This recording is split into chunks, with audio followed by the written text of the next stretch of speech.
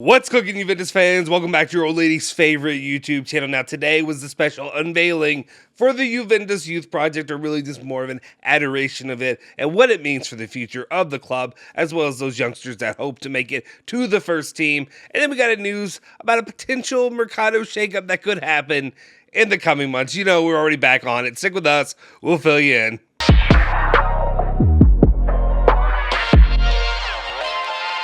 Ciao ragazzi, welcome back to the Bianconeri Zone. My name is Justin Sofro, and today it is Thursday, September 8th, 2022. Of course, I got your latest rundown of all things Juventus, all the news you care about each and every day. Before we do anything, though, do me a solid favor, smash that like button. Like I said, Hulk, smash that like button. Do it right now. It helps us to grow our channel, to continue to bring more for you guys. Do that. Hit that subscribe button, hit that bell icon to stay notified for all of our latest videos, and then let's just get into it. What news do we have for you today? Well, very first up, let's go ahead and get into it. Let's go back in the Mercado. I know, it just ended. The Mercado just ended. You guys are already worn out from the Mercado. Guess what? We're going right back into it, and with some potential rumors for Juventus going into the January Mercado. Well, Gazzetta dello Sport's ready for it and says that Juventus could bring in a new left back in January, and the name to keep an eye on is that of Grimaldo from Benfica, who has a contract until 2023.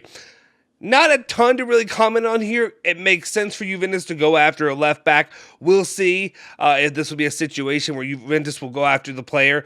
Hopefully he doesn't kick our bleeps out of UCL already, given it's a difficult road. Gotta probably get some points up against PSG next time they play, and then really hoping that they pick up both of the victories against Benfica. Otherwise, Juve are gonna have a tough journey to make it out and continue on in the Champions League. We'll see, but again, Grimaldo will be another option there they could go after in the left back position. We'll see if they really go headstrong into it, because we do know right now, you know the situation with Alexandro. We spent an entire summer talking about the situation with Alexandro, the moves that were being there, the moves that weren't being done there.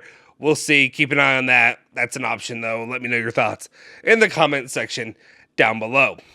Now, let's go ahead and move on to the main topic of today's video, and that is the unveiling, the talking about, really, I guess, more of a celebration, it seems like, of the youth project, and really just kind of more of prioritizing the youth project with Juventus and the club. We were talking about it yesterday, that we would have Arrivabene, Cherubini, as well as the three top youth prospects for Juventus to really talk about it, talk about their time there, what they saw there. Well, let's go ahead and get into it. Very first up, Arrivabene talks about it. He says, "Today we present the result of a lot of work that has been done in the youth sector, and which finally leads to the first team with Nicolo, Fabio, and Matias. The project started 4 years ago, and strongly supported by Cherubini, whom I thank." So he just kind of opened it up. Arrivabene opened it up, didn't really say a lot there, just said thanks for it. Now, Cherubini gives us a little bit more insight. He goes on and he talks about this youth project, saying, "This presentation is an opportunity for us to reflect on the sports project. We have invested heavily on facilities, on coaches, on methodologies. We also address the topic of the path once the Primavera Championship is over. No more than 2 to 3% of the players who finished Primavera ended up in Serie A." So basically, this is Cherubini saying that when they first started this project, the importance of bringing up the U23, that version of the squad for Juventus was so important, because it really bridged the gap between the Primavera and the first team. You see so many other clubs that don't even have that, though. They're able to get their youth players up and through their system and to continue to develop. And Juventus, we know, we've heard all of you. There's a lot of fans out there. They want the youth players, and they want them now, and they want them playing with Juventus. And it's important, especially to have those players that are, you know, like I said, the Claudio Marchisio kind of players, the guys that bleed, that live, eat, and breathe Juventus, that will die for the shirt, that kind of mindset. You want to have those guys. Without those guys, it's a factory.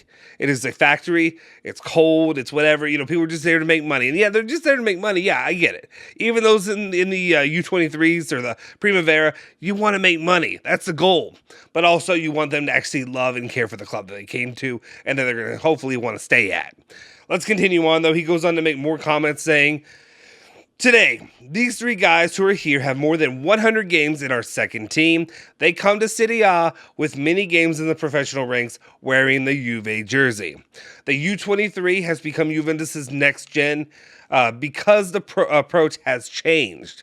We want to continue the education of the players internally, but also externally to direct the youngsters toward the first team.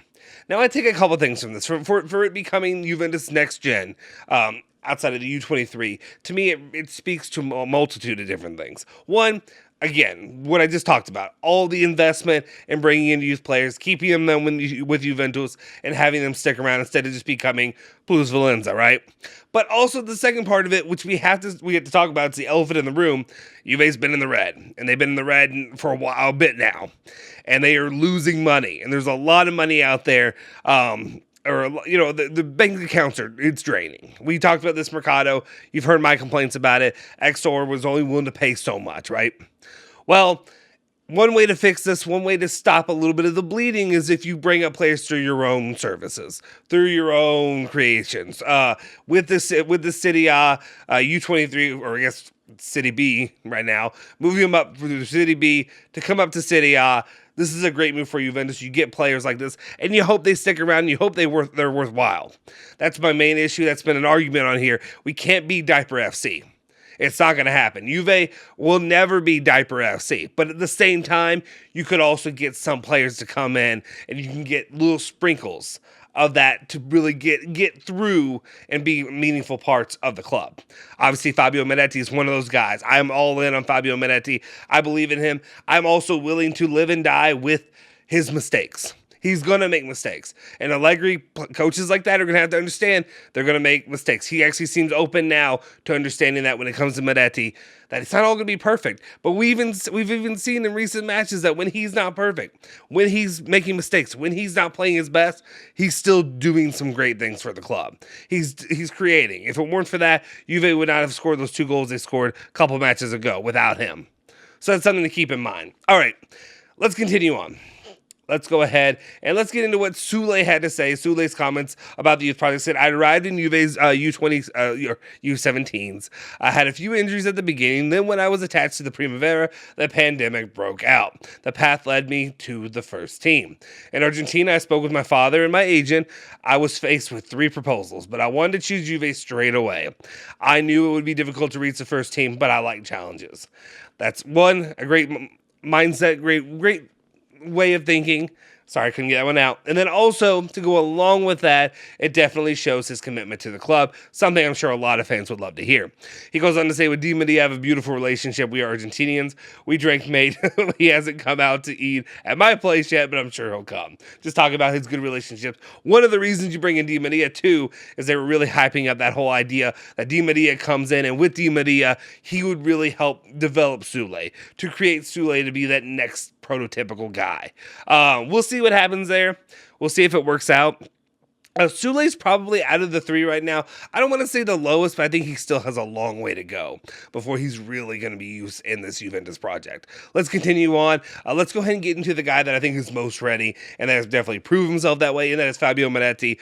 Just pure talent-wise, I think he's fantastic. He goes on to say, I was 8 years old when I chose Juve. I was a Juve fan, so coming here was not difficult for me. There was interest from Tordo, but apart from being a big fan, the services provided by the club were a comfort. And that's what Juve fans want to hear. Not only do you have this immensely talented player coming into the club, but he bleeds Juventus. He is a Juve guy. He is passionate about the club. And I'm not trying to be passionate FC, but because that makes me cringe sometimes. But there is a gleaming, beautiful aspect of that, of when a fan truly, or player, I mean fan, yes, but a player truly loves the club they play for, how much more meaningful that is. How much more meaningful. I know we joke and say about him becoming the next Marquisio kind of guy, but please, if we can get this, we're all dying for it, right?